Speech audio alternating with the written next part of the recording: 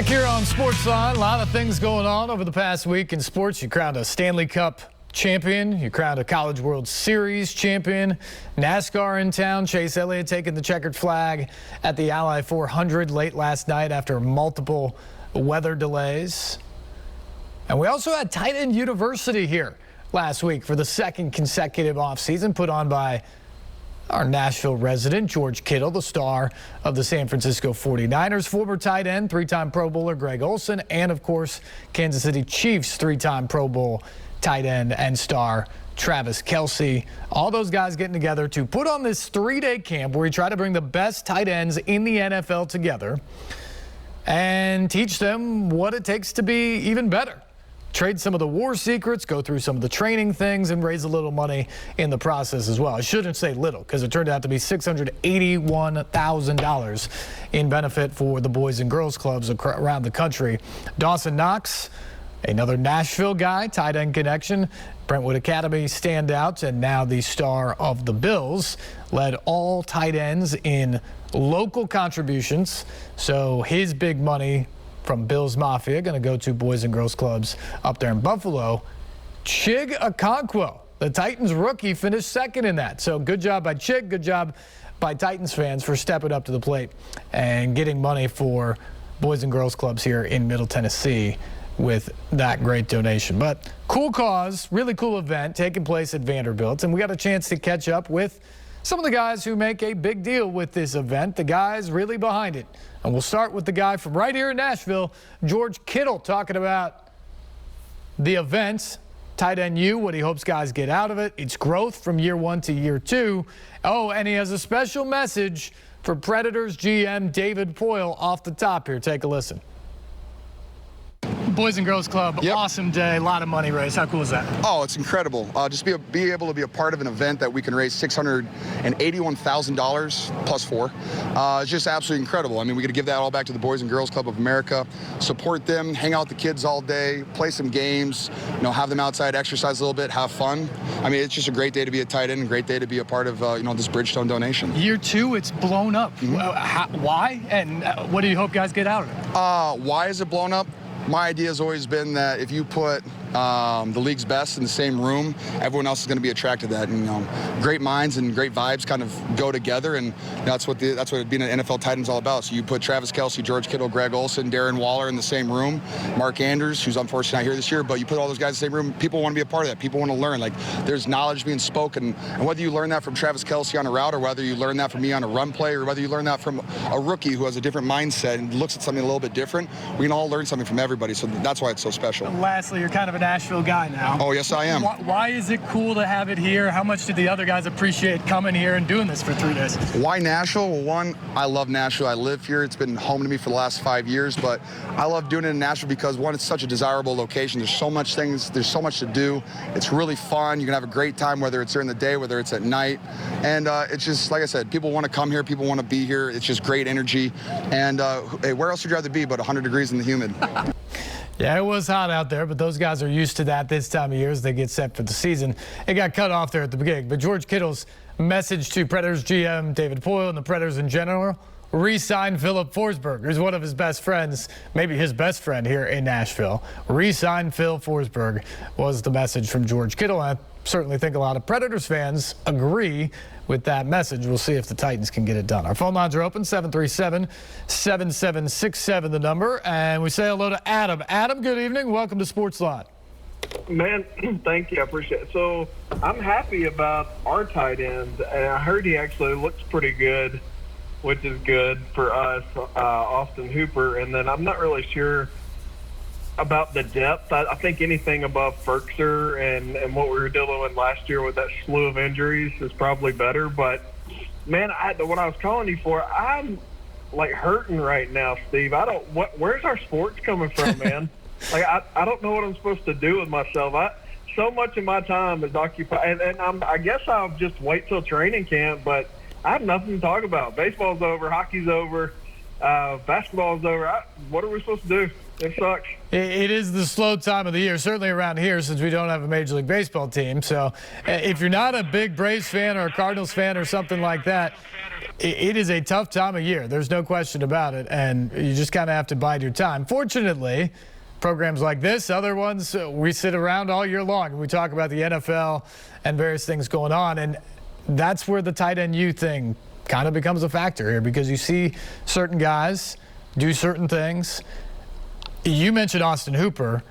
He's a 2-time Pro Bowler, and that is obviously an upgrade for the Titans, who last year just could not pick up the slack for losing Jonnu Smith, who went on to New England for that big dollar contract. The tight end was not even close to the same factor in the offense. Heck, they ran essentially a different offense last year because they were very much 12 personnel, 1 back and 2 tight end, under Arthur Smith when he was the offensive coordinator.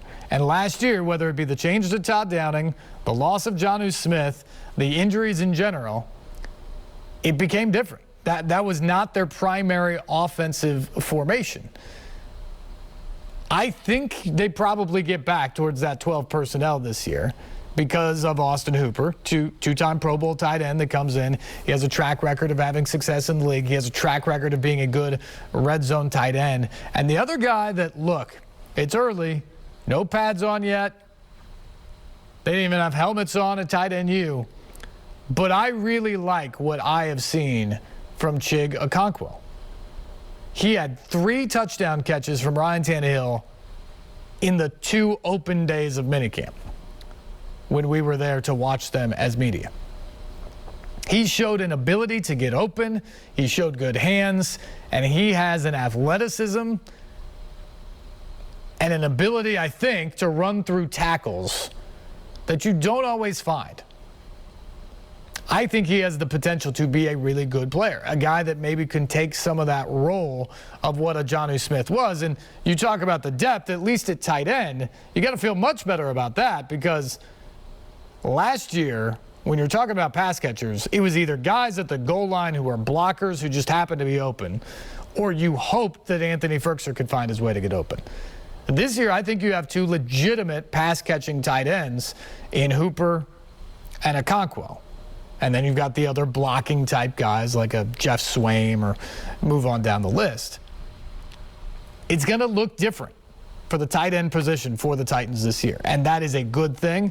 And I think there is some depth there with the emergence of Akwo. It'll be interesting to see how that exactly plays out, how much both guys are on the field. But the Titans can definitely do different things right now at tight end than they could do at any point last season because of having those 2 guys around. Let's go back to the tight end U sound now. The other organizer, actually, you know what, given what we were talking about, let's hear from Chig Akwo, who was there, didn't have very far to drive, but got to be there around all these star tight ends. Not just a guy like Austin Hooper, who he can learn from in the Titans tight end room, but now get around the guys like Kittle, get around the guys like Kelsey, get around the guys like Darren Waller and Dawson Knox. People who have made consistent contributions in this league and been productive year in and year out. Learn from them, try to glean whatever he can, and get ready for his rookie season. And certainly Chig Akwo all smiles when we caught up to him after his first experience at tight end U. Hey. What's this experience been like with you, getting out there with all the best tight ends in the league? Yeah, man, it's honestly been, it's been amazing just knowing that I grew up watching all these guys, and now I'm sitting in the same room as them, having the same conversations as them, getting to pick their brain, getting to learn, just what makes them, the best tight ends in the game, and just I'm just trying to take, right here, I'm just out here trying to take, bits and pieces from, everybody's game, because, everybody has their own different style of, beating the guy, getting open, blocking, just learning what guys' mindsets are, like pre-snap, post-snap, how to read stuff like that. This is just a tremendous opportunity to, you don't get that many opportunities to, just sit down and get to, play with the best players in the game at your position, for 3 days. So this is just an amazing experience. What do you think it is about tight ends? I guess maybe you're overlooked at times, but to put on this camp, I know you weren't here last year, but what can you all get out of it and maybe show what tight ends are about? I mean, this is just showing everybody that we do everything. Like you said, it's undervalued, but I feel like as the game goes on more, as it evolves more, we're starting to be a lot more valued. As you can see, most teams that are good have a good tight end. But it's just awesome, we do it all. We do everything in the run game. We have to know all the calls in the run game. We have to know all the calls in the pass game. So it's like the most unique position on the field. I feel like you got to run like a receiver, you got to block like a tackle. So it's definitely different. How nice has it been just to come right in as a rookie? You've got stuff like this happen in Nashville. It's really become a huge sports town. Does it get you kind of pumped for what's to come this season? Oh yeah, it does. Like when George invited me to tight end U, I was like, well, I wonder where it's gonna be. And then I was like, Nashville. I was like, oh, that's great. I live here. Like I literally, like to get here, I drove 5 minutes down. I live like 5 minutes down the road in an apartment. So it's really awesome, and I can't wait to see what Nissan looks like during the season. So. And one thing about the Boys and Girls Club, kind of a cool thing that they've incorporated this year, just to give back. How important is that to keep giving back as NFL players? Oh, that's my number one thing. My mom always tells me, like, once you got it, like, you got to help others. So, and then the best people to help, honestly, is kids, because, like, kids are just the future. So it's just awesome to be able to give back to them, just give them opportunity to have, resources to help them in their lives and, just keep them going on the right path. Chig Akwo making the most of his first opportunity at tight end U, and they alluded to it there at the end. The Boys and Girls Club benefiting in a big way here. He was a huge part of that, as we mentioned earlier. Finished second to Dawson Knox in the individual player fundraising through their local teams and raising funds for their local boys and girls clubs. One of the other organizers, Greg Olsen, out of the game now in terms of a player, now a broadcaster with Fox, but certainly had a lot of impact on the field during his playing days. And here was what Greg Olsen shared with me about the fundraising efforts, being able to be a part of that, and then what he hopes the ultimate takeaway from these guys at this 3-day camp in the middle of the summer is as they get set for their respective seasons.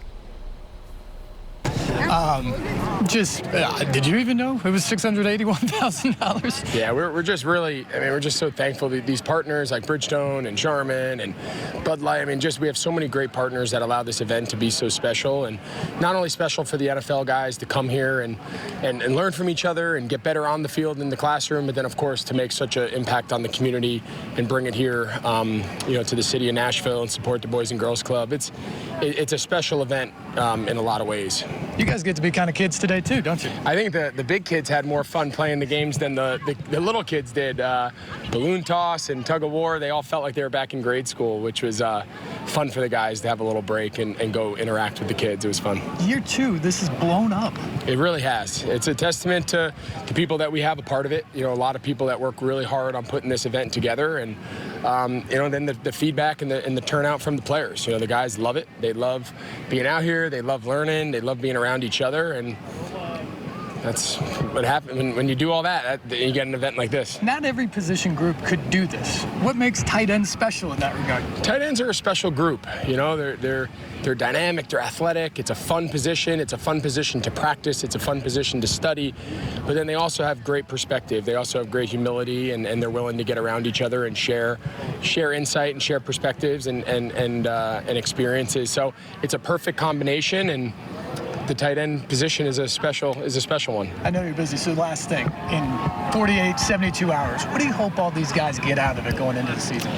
I think our message to them is wherever you are now, whether you're a perennial All-Pro or whether you're just a rookie trying to make the roster, when you leave here, hopefully there's something that you can bring into camp with your team this summer that allows you to take that next step. Whatever that next step is, it's different for everybody. Everyone's at a different level of their career, different stage in their career. But if something they can get out of this week, they can bring into camp with them and further their career, then mission accomplished.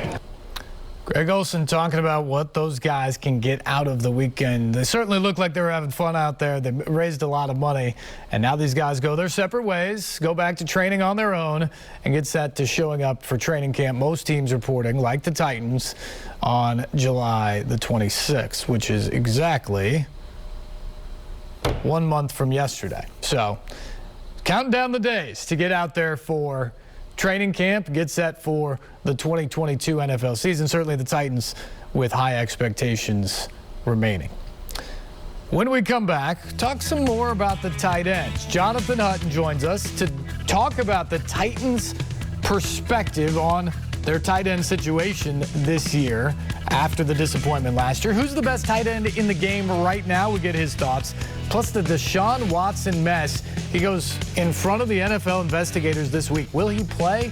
What's the status? What's it mean for the Browns? We get to all that next when we come back on SportsLine on News Channel 5+.